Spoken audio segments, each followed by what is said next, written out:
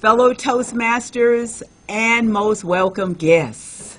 We now call this open house meeting together now. We call it in order, and it really is in order. 2018 Health Masters Open House. We ask that you please stand, and let's do our pledge for today. I pledge allegiance to the flag of the United States of America and to the republic for which it stands, one nation under God, indivisible, with liberty and justice for all. Woo! Welcome to everyone. I am now ready to go over the agenda for today. The call to order has been made by President Antoinette Mitchell. The Toastmaster of the day is Toastmaster Dave. Speaker number 1, memo to self, will be Brittany Lee. Speaker number 2 is going to be none other than one of our founding presidents, Xavier Hurd. Topics Master will be Monique Manu. Comment from the Department Leadership will be Dr. Zohora. And refreshments afterwards and fellowship by Latanda Bynum, and the closing remarks will be brought by Toastmaster Antoinette. Now I turn control over to a man that's well able to be our Toastmaster of the day. Give Toastmaster Brittany a hand. Wow. Well, I thought I was going to get a standing ovation. I guess not. Now let me ask you a question. How would you like to win a king-size Hershey chocolate bar? Purchased this morning at the litter auction off Valero at about 6 in the morning. Your first opportunity is right now. And all you have to do to win this chocolate, and Dr. Zohori, I can tell, his mouth is watering, I can just see it on his face, is to be the first to correctly shout out the answer to this question. And the question is a trivia question on this date in history, January 29th, 1936. Some famous baseball players were elected to the Hall of Fame, the Baseball Hall of Fame. Now, besides Babe Ruth, because that's too obvious, can you tell us one of those players, and you can look at your phone, one of the famous, very famous player, if you know baseball. I know Xavier knows baseball. He's a big fan. Think about it. I'll give you a hint. One of the players has the exact same name as Donald Trump's attorney. His first letter of his first name starts with T. Ty Cobb. Ty Cobb, Xavier. All right. Presentation of the chocolate. And actually, in addition to presentation of a chocolate, I've got another presentation to make because, of course, Ty Cobb was a star.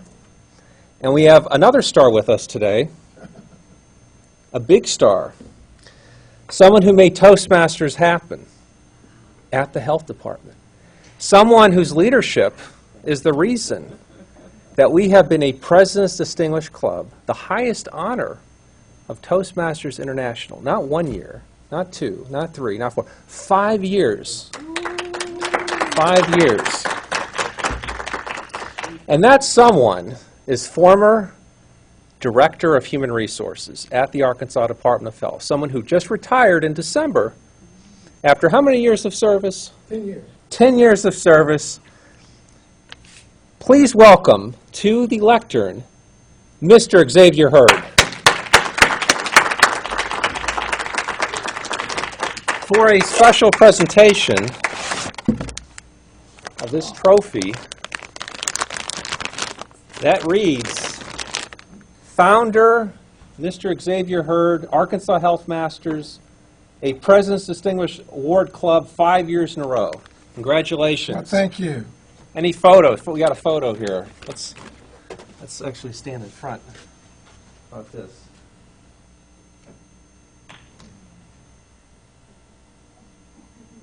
All right, congratulations. Thank you.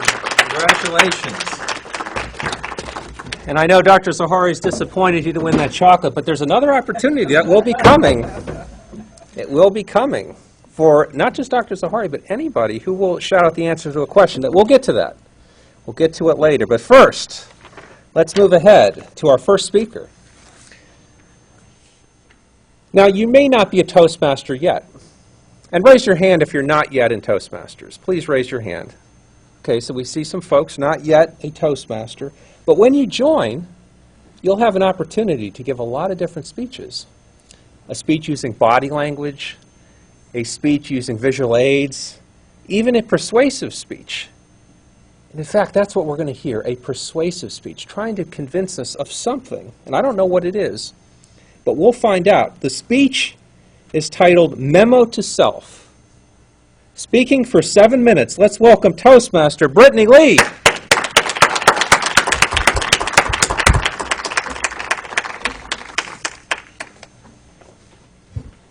Thank you, Dave. Greetings, everyone. Thank you so much for being here with us today. As Dave mentioned, the title of my speech is Memo to Self.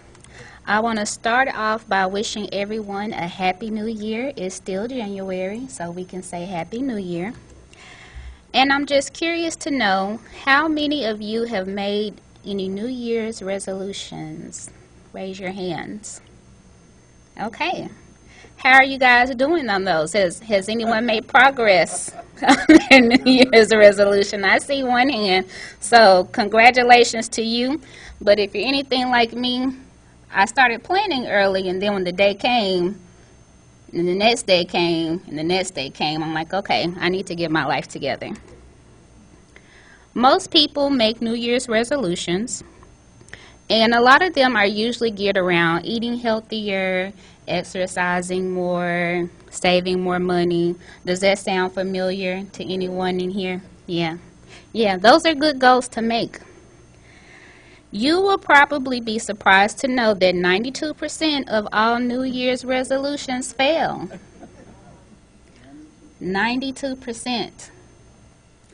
So that means only about 8% of people who set New Year's resolutions are successful in reaching them. And why do you think that may be?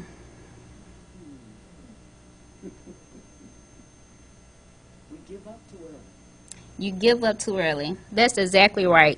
If you can see this graph, that outer rim of that circle, that represents people who make it through the first week of the new year with their resolution.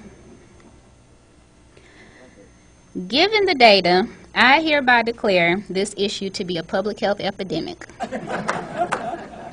Today, you will have the exclusive privilege to knowledge of the official memo outlining prevention efforts. So, this memo is to myself, and I decided to share it with all of you here today. And it's regarding empowering your best self. That was the theme for today's meeting. Rule number 1, the first of every month is the official redo start date for New Year's resolutions. There are no penalties, no fees apply, and you are most welcome. The data showed that lack of motivational stamina is the primary culprit to the 92% failure rate. Have you heard of the term falling off or falling in between the cracks? I feel like this image represents a very good depiction of that. In 2017, you're all good to go, and you take that leap. Some of us may not even make it all the way over. You may just fall right there in the middle because you're tired or you just get distracted or whatever the case may be. But if it was as easy as this, it's just, oh, I'm going to jump over to this other side and everything will be perfect, then that success rate would be a lot higher than what it is. So I think that a monthly renewal or redo may counteract this phenomenon. So take the time every month to kind of revisit what those goals were, reset yourself, because it's so easy to get distracted in these fast-paced, busy lives that we lead. Rule number 2, size matters. Start small. A lot of times we have all these goals that we want to try to achieve at one time. Start small. Instead of saying, I want to lose 50 pounds this year, start off by saying, I'm going to focus on eating healthier, and then be specific about it. I'm going to incorporate more vegetables on a daily basis. That's something very small and attainable that you can easily do. And then at the renewal of the month, if you're doing well with that goal, incorporate something different. So now I'm doing good at eating green vegetables every day. Now I'm going to cut back on sweets. I'm only going to allow myself one dessert a week. Rule number 3, focus on progress, not perfection. So often we get so caught up in trying to be perfect and doing everything exactly so to the T, and sometimes it's as simple as just do something. Just do something. Big or small, do something towards that goal. Again, we're talking about exercise, losing 50 pounds. Well, you do have to have a lot of stamina to lose 50 pounds. You have to exercise quite often. And so if you have a busy schedule, time is often the biggest excuse for why we don't reach our goals. Start small. I'm going to walk 10 minutes a day. And once you start to see those small changes have impact on your life, it will motivate you to continue to do more. In thought of starting small, I thought this was pretty cute. It says, my New Year's resolution is to follow through with my New Year's resolution. Rule 3, enjoy the journey and make it fun. Oftentimes the things that we're focusing on changing, it requires a lot of effort, it requires a lot of stamina, and sometimes it's just hard to do. It's not the most fun thing to do. I personally don't enjoy exercise. But you know what? If I decided to make it a date night and go skating with my husband, or if I wanted to do a family event and, have dinner and a walk with my family, that will make it more enjoyable, and I probably will be more likely to continue on with that goal. These rules are effective immediately. Thank you so much for your time, and thank you for being here.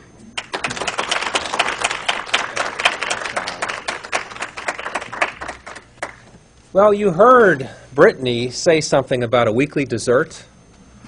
So here's your opportunity to win your one dessert for the week. If I can find it, here it is. Another opportunity. The last opportunity of today for your king-size chocolate bar. I can see Jim in the back. He's watering at the mouth. And all you have to do is answer this question, shout it out if you know the answer. Now, this is not about sports. This is about trivia relating to a play. So what's your knowledge about plays? This is back in the year 1597, on this very date in history, January 29th. Can you shout out first the correct name of the famous play, very famous play, that was thought to have been performed on this date, January 29th, 1597? It was a Shakespeare play, but which Shakespeare play? What was that? Romeo and Juliet. Who said that? Just like a Romeo and Juliet. Wonderful song. What was that, Charlie? I heard something. Well, we'll consider that. We will consider something. Maybe we'll give you one of those suckers back there, Charlie. Free suckers there. But let's move ahead. We've talked about chocolate. We've heard about New Year's resolutions. Presented the award to Xavier, but let's move ahead to our second speaker, a guest speaker, someone who found out he was going to be a guest speaker not a week ago, not a day ago, this morning at 8 in the morning. He found it out. I called him, and he said, yes, Dave, I will be your Johnny on the spot. And he will be speaking for 5 to 7 minutes. So let's welcome our Toastmaster founder, Mr. Xavier Hurd.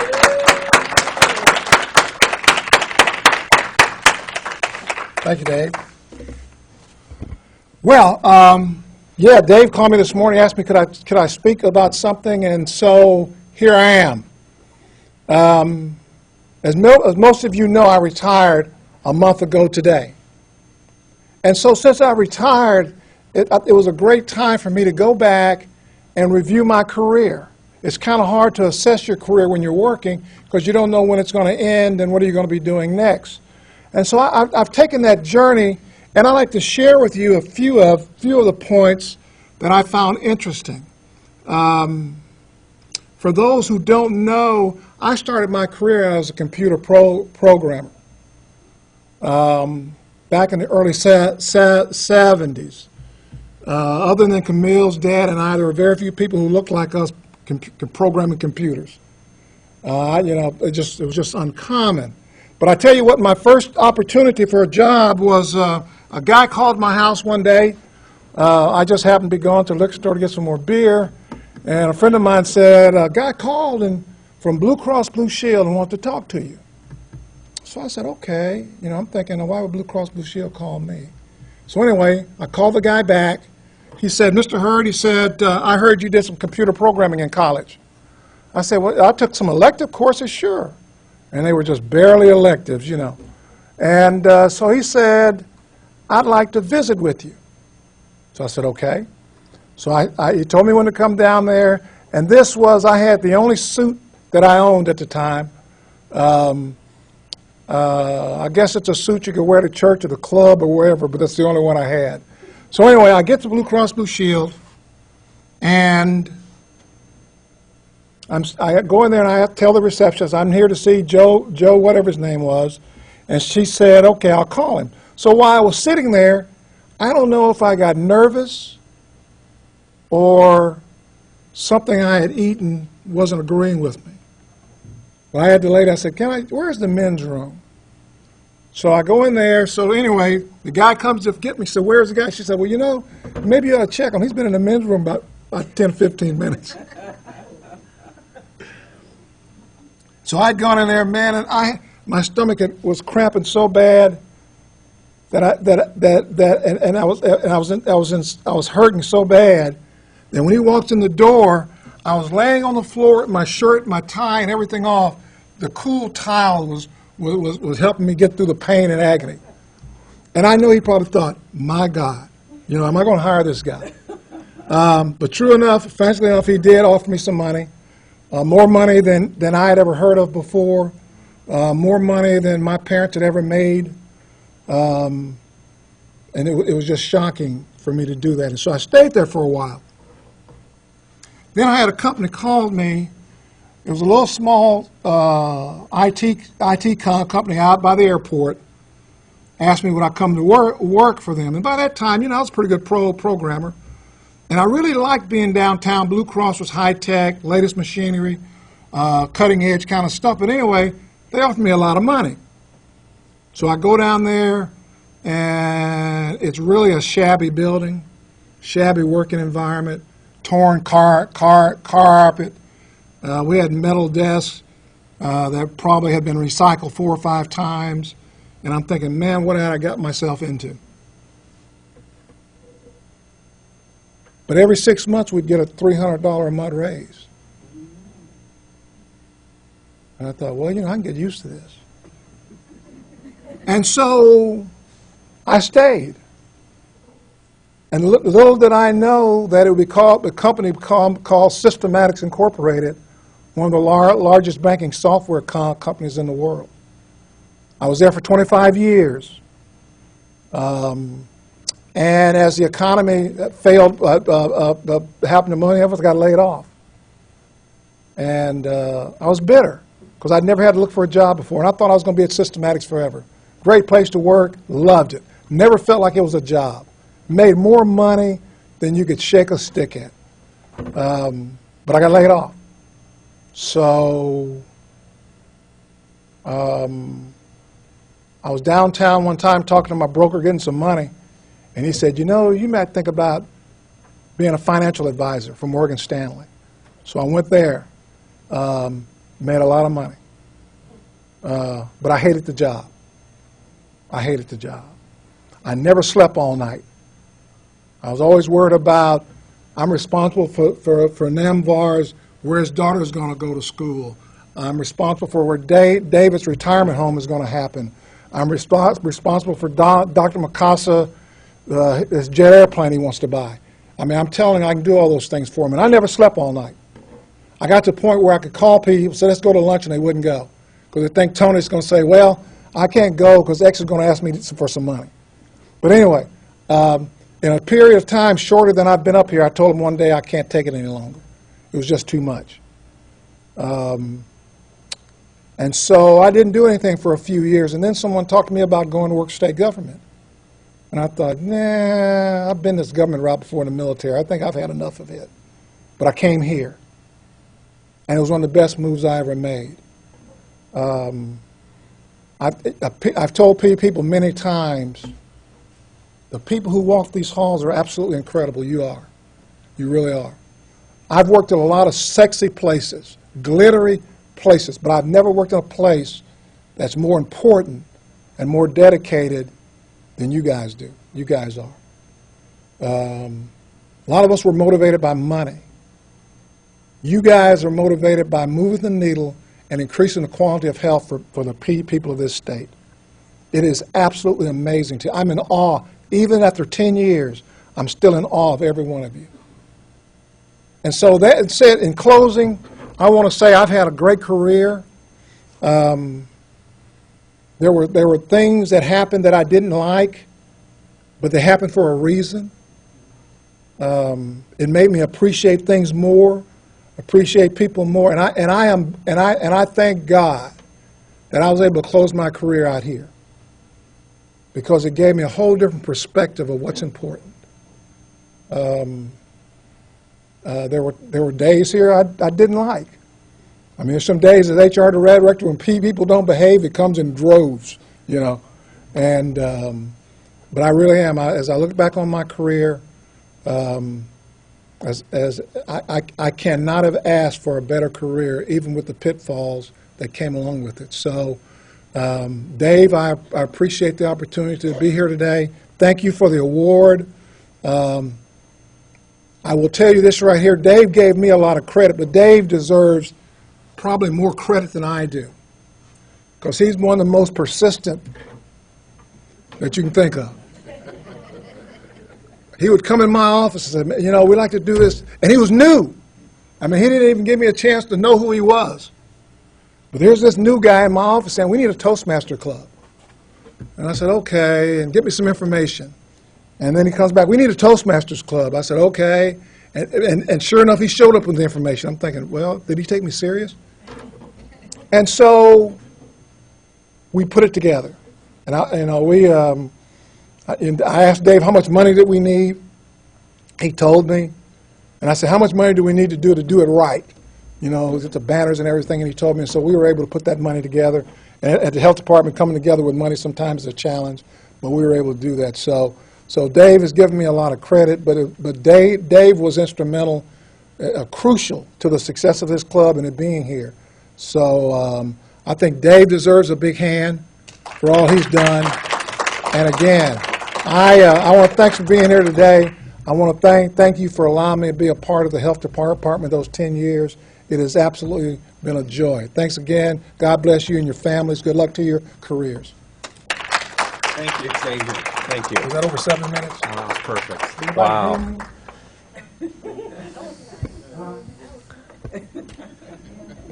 I was thinking about, Her dad and I, we go back a million years,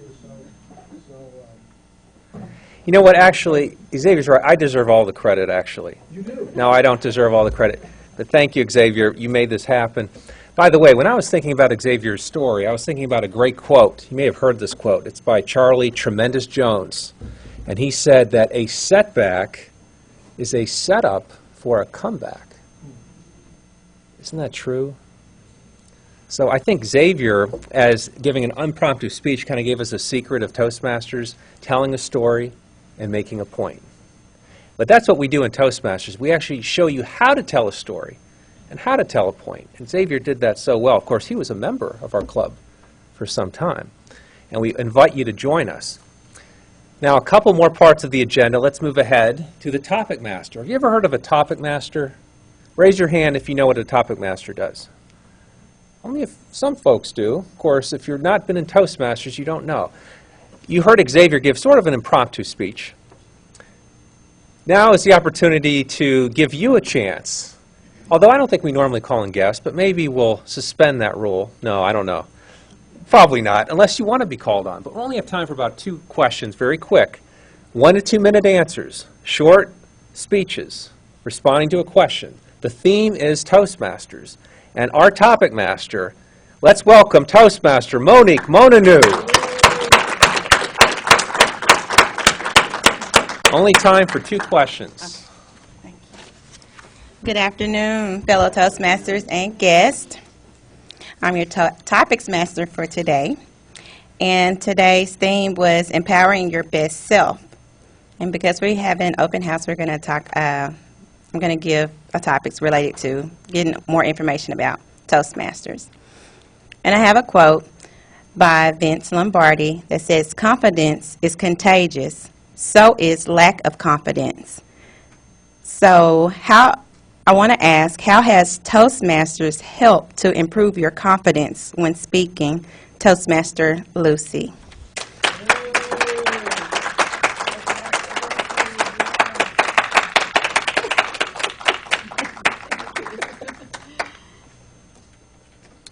Hello. How has Toastmasters helped improve my confidence? I would say that I had a fair amount of confidence before I joined Toastmasters as far as doing public speaking. I've always kind of enjoyed it. But this has definitely added additional levels to it. One of them was using words like and so and that sort of thing. I had no clue. I did it as much as I do. And so having someone evaluating me but talking to me in a positive way about it has really been useful, because I think sometimes you can have confidence that's sort of a false confidence because it's not necessarily based on any feedback. It's just all your own in your head. But if your confidence is based on more than that, like an objective evaluation, that adds another level, I guess you could call it, to it. It makes it more meaningful. And it's done that for me for sure, and it's continuing to, and I know there's still a long way to go. So having that feedback from other people and listening to other people's speeches has added a lot to me. Of course, I've heard lots of speeches over the years in various conferences and everything, but this is different because I get to hear the evaluation of other people's talks, and some of them are way ahead of me in their abilities, but still working on improving too. So that's the way I believe it's helped with my confidence.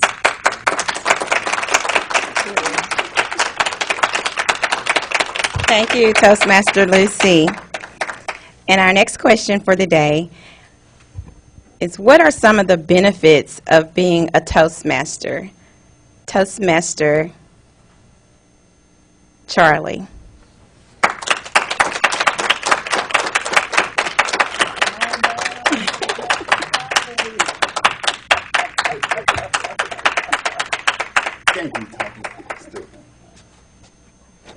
Benefits of being a Toastmaster. How many people get nervous when you come behind a podium or speak in front of others? Yeah. I was that individual as well. True story. Had to speak in front of a group. Fortunately, I had a podium, but behind that podium, the audience couldn't see my legs shaking. I was so scared. One thing that I learned in Toastmasters, and I've learned this from seasoned speakers, is to have something in your hand. I don't have it with me now because I wasn't prepared to speak. But to have something in your hand to just kind of fidget around that's small, that other people cannot see. And I've tried that, and I've learned that it takes a lot of those anxieties away. And it really helps from letting your knees shake to be able to let your fingers move around. And it gives you an opportunity to think a lot more clearly when you're able to give that presentation. That's been one of the benefits that I've been able to gather speaking in Toastmasters, but more importantly, it provided me the confidence to be able to stand in front of people, share a story, be able to give a point, and walk away feeling confident in the presentation that I presented. So I highly encourage, I know we have a lot of guests in here, and some of you might be here for the free food, but anyway, you're here. That doesn't matter.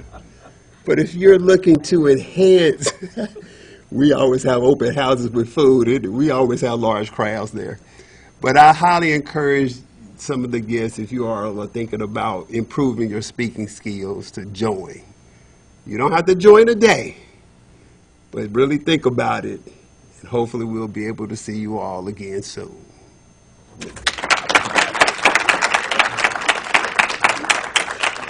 Thank you, Toastmaster Simpson. And I would just like to leave you with this quote. Sometimes you don't recognize your own strength until you come face to face with your weakness.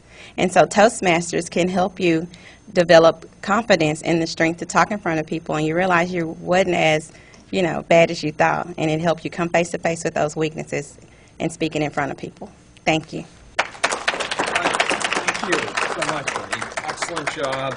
And by the way, have you all seen Charlie Simpson's segment on Fox News or Fox? He's got, when is that segment on, Charlie? Wednesday, that we're taking it forward on Fox, and third prize on And the name of it is Relationships. Yes, you'll see Mr. Simpson on television. This Saturday, this Wednesday is at 8:15. This Wednesday. 8 a.m.? 8 a.m. Right. 8:15. On Friday, every third Friday is 6:15. Yes. I like the point you made about having an object in your hand and doing something with it. I do feel more comfortable. I guess I need to hide the object, though. That's the key. And now, we'll come to the part of our meeting where we will hear from a very special guest, a senior leader at the Health Department.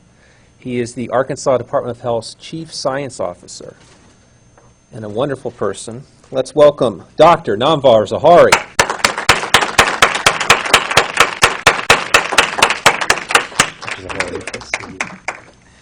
Thank you. Good afternoon, everybody. Thank you for having me. Thank you for allowing me to say a few words. I'm actually, as I've sat there, I've become a lot more self-conscious being in the presence of such experienced speakers. I'm really impressed by the ability of several people to just get up and just hear a prompt of what to talk about and talk so eloquently. It's really, really encouraging, and I'm really a little nervous now.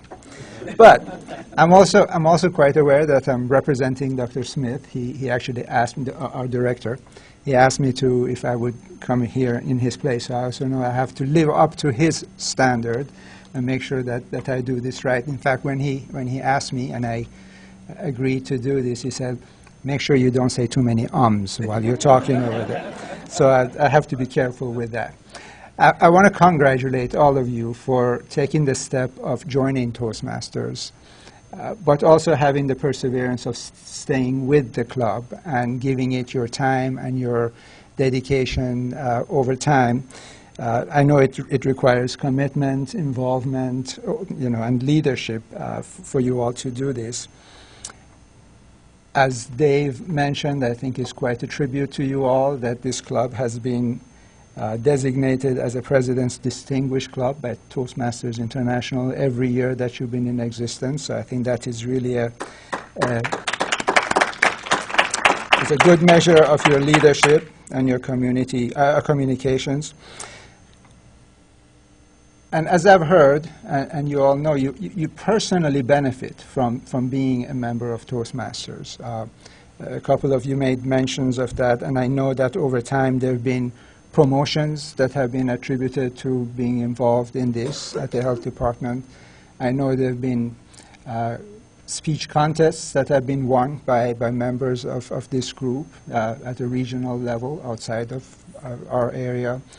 And I know there have been paid speaking engagements that have arisen as a result of this. And this is all great, and I think it is, again, a tribute to your perseverance and the ability to stick with this and really benefit from it. So you know the importance that being able to speak well has in your personal lives. But if I may, I want to share with you a little bit about my philosophy about speech and the importance of speech. I see it not only as something that is for personal advantage and gain, but something that can be used very effectively, and we're all aware of this. It can be used very effectively to promote good. Just as it can be used to promote evil and bad, it can also be used to promote good. And I see speech as a very important tool in advancing human civilization. You know, we as humans are the only ones who have the ability to talk, the ability for speech and reasoning. And I think that's a gift and a blessing that we've been given as human beings to be able to do that. In many cultures, including mine, you know, I come from Iran, Middle Eastern cultures, the power of speech is actually elevated quite highly. And in writings and poetry, that power that speech has is really spoken of a lot. And if you will indulge me, I want to close by just reading to you a paragraph from some of these writings from some Middle Eastern literature. So it says, "Every word is endowed with a spirit. Therefore, the speaker should carefully deliver his words at the appropriate time and place. For the impression which each word maketh is clearly evident and perceptible. One word may be likened unto fire, another unto light. Therefore, an enlightened man of wisdom should primarily speak with words as mild as milk, that the children of men may be nurtured and edified thereby, and may attain the ultimate goal of human existence, which is the station of true understanding and nobility. And likewise, one word is like unto springtime, causing the tender saplings of the rose garden of knowledge to become verdant and flourishing, while another word is even as deadly poison. It behooveth a prudent man of wisdom to speak with the utmost leniency and forbearance, so that the sweetness of his words may induce everyone to attain that which befitteth man's station."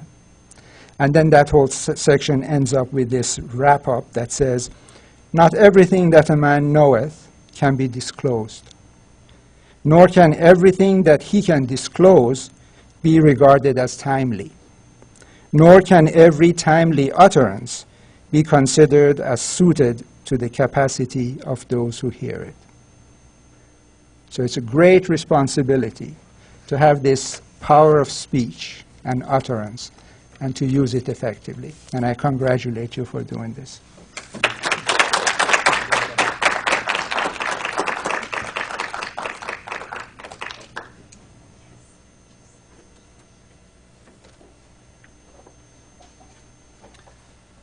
Right, and I will turn control to our wonderful presiding officer, Antoinette Mitchell. Please come here. To all that came, I want you to know that we appreciate you taking your time to come and spend in our open house. The open house was formed by a group of assistants first. Adrian Duncan, who is the vice president of membership. I want to call Dave as his assistant. Adrian could not be here because of an illness in the family. Dave took over, and he put in place everything that we needed. Jonna Jacobs is our Vice President of Education. She was one of the assistants to put the agenda together and to help the committee to continue. She could not be here today. Brittany Roberts, who is the VPPR, Public Relations Club Officer, she is not here, and Joyce Biddle is not here. But I want to say thank you to every person.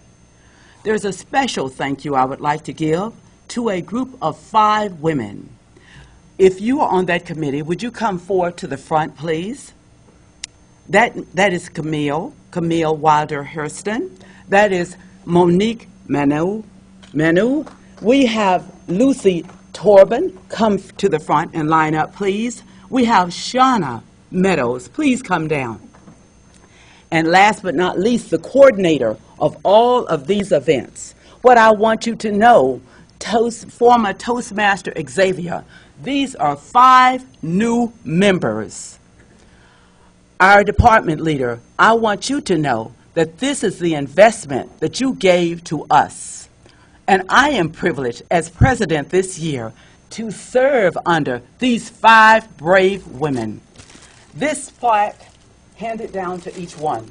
They were not expecting this. This is my gift. This is my gift for their courage. First-time members' commitment to the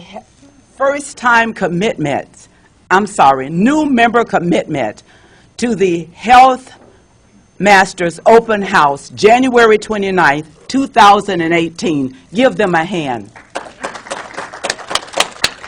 Picture time, picture time. And who did I want? I wanted someone to present that other than me, but I did it, and we appreciate so much the smiles on their faces. This will carry them through to another segment of their career, of their personal life, and their spiritual life, to see the confidence that they use to step up and lead us in this wonderful meeting. I now call this meeting adjourned. Thank you again. Thank you very much for your time, and we are ready to fellowship. The meeting is adjourned.